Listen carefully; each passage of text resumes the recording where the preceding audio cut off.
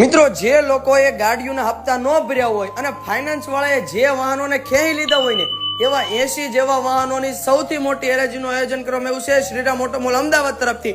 જો મિત્રો તમારે આ હરાજીનો લાભ લેવો હોય તો તમારે આવવાનું છે 21 માર્ચ 2026 અને શનિવારના દિવસે શ્રીરામ ઓટો મોલ અમદાવાદમાં. અને જો મિત્રો તમારે હરાજીનો લાભ લેવો હોય ને તો 20,120 રૂપિયા ડિપોઝિટ પેટે જમા કરાવવાના છે. તમારે આધાર કાર્ડ અને પાન કાર્ડ તમારે સાથે લાવવાનું છે.